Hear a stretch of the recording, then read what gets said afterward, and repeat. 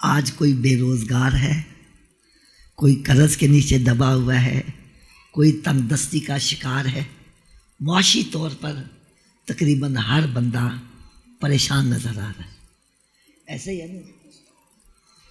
تو آؤ میں آج ایک نسخہ ایسا بتلاؤں، عمل کرو تو رب تعالیٰ کا کرم ہو جائے گا۔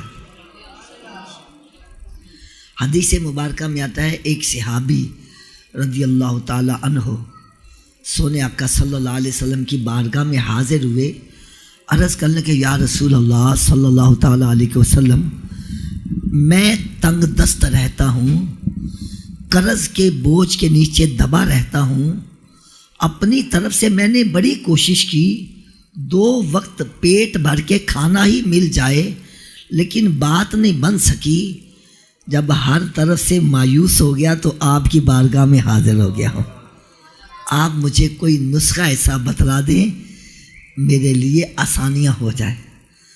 میرے آقا صلی اللہ علیہ وسلم نے ارشاد فرمایا، اے میرے صحابی، 3 کام تم کر لیا کرو، تیرے گھر میں خیر و برکت کی میں ضمانت یہ دیتا ہوں۔ صحابہ اکرام فرماتے ہیں ہم نے اس کو بڑا تنگ دست دیکھا، لیکن جب اس نے نسخے پہ عمل شروع کیا، رب تعالیٰ نے اتنا نوازا کہ اب وہ مدینہ شریف کی گلیوں میں جھولیاں بھر بھر کے خیرات کرتا تھا، دولت ختم نہیں ہوتی تھی۔ اچھا، کسی کی بات میں کیا بتلاؤں، میں آپ کو اپنی بات بتلاؤں، یہ صرف میں تحدیث نعمت کے طور پر، میں نے جب یہ نسخہ سنا تو میرے بھی حالات کچھ ایسے ہی تھے، میں نے اس نسخے پر عمل شروع کر دیا، رب تعالیٰ نے اتنا نوازا کہ بیسیکلی میں ریلوے کے اندر ملازم، لیکن الحمدللہ 3 حج کیے اور تقریباً 20 مرتبہ سرکار کے در پا کی حاضری نصیب ہوئی۔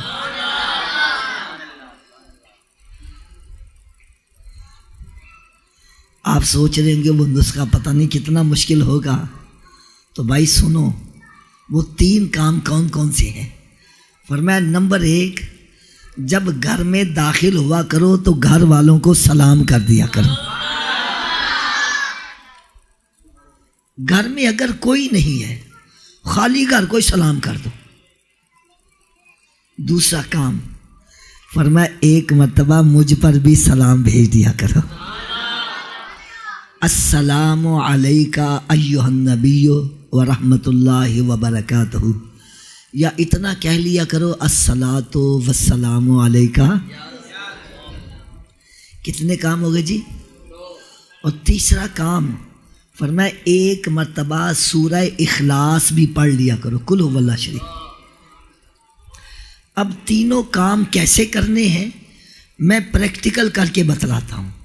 یوں سمجھو جیسے میں گھر میں داخل ہوا، اونچی آواز سے کہنا السلام علیکم، پھر آہستہ سے کہہ لوں الصلاۃ والسلام علیکہ یا رسول اللہ وعلی آلک و اصحابک یا حبیب اللہ، بسم اللہ الرحمن الرحیم، قل ھو اللہ احد اللہ الصمد لم یلد ولم یولد ولم یکن لہ کفوا احد۔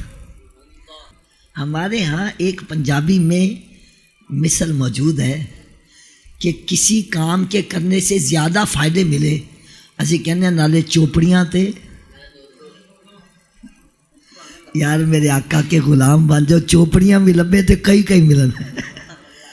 دیکھو، گھر میں داخل ہوتے وقت سلام کرو گے، 10 نیکیاں سلام کرنے کی، میرے آقا صلی اللہ علیہ وسلم پر درود و سلام پڑھو گے 10 نیکیاں درود پڑھنے کی، اور سلام کرو گے تو سرکار کی طرف سے جواب بھی آ جائے گا، اور سورہ اخلاص پڑھو گے تو 10 پارے تلاوت کرنے کا ثواب بھی مل جائے گا۔ نالے چوپڑیاں تے کئی مل جائے گے۔ اچھا، ایک آپ کو اور مزے کی بات بتلاؤں، آپ نے ایک نام سنا ہوگا دبئی چوک، علامہ اقبال ٹاؤن میں، وہاں چوک میں ایک مسجد ہے، بڑی پیاری مسجد ہے۔ اس مسجد میں میرا بیان تھا، اتفاق کی بات ہے میں نے یہی حدیث بیان کی، اجتماع ختم ہو گیا، لوگ اپنے گھروں کو چلے گئے، بعد میں کچھ افراد بیٹھے نا، وہ ملاقات کر رہے تھے، کچھ مسائل پوچھ رہے تھے، ایک بندہ اپنے گھر سے واپس آ گیا، وہ چہرہ بڑا حشاش بشاش، آتے کہنے لگا حافظ صاحب آپ کے بتلائے ہوئے نسخے نے میرا کئی سالوں کا پرانا مسئلہ حل کر دیا۔ میں حیران ہو گیا، یار انہیں مسئلہ دسیا بھی ادھر کیڑا پرانا مسئلہ حل ہو گیا۔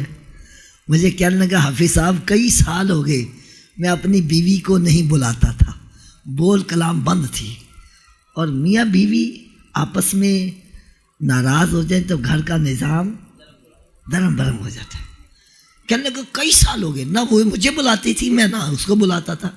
کہنے لگے آج بیان سن کے میں گھر گیا، دروازہ کھٹکھٹایا، اس نے دروازہ کھولا، میں نے جاتے کہا السلام علیکم، کہنے لگا انہوں نے مسکرا کے جواب دیتا ساڈا مسئلہ حل ہو گیا۔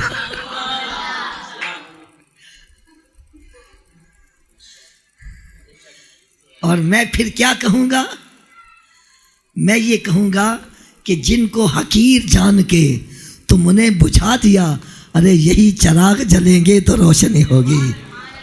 ارے تو میرے آقا صلی اللہ علیہ وسلم کی سنتوں کو چھوڑتا جا رہا ہے، ارے گھروں کے اندر سکون چاہتے ہو، گھروں کی آبادی چاہتے ہو، سکون چاہتے ہو دنیا میں، قبر میں، حشر میں، تو آؤ میرے آقا کے غلام بن جاؤ، کام سارے سیدھے ہوتے چلے جائیں گے۔ تو 3 کام کون کون سے کرنے ہیں ذرا تھوڑا سا آواز سے بولیں۔ پہلا کام کیا ہے؟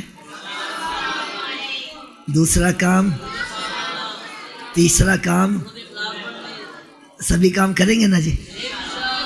اللہ تبارک و تعالیٰ مجھے اور آپ سب کو عمل کرنے کی توفیق عطا فرمائے۔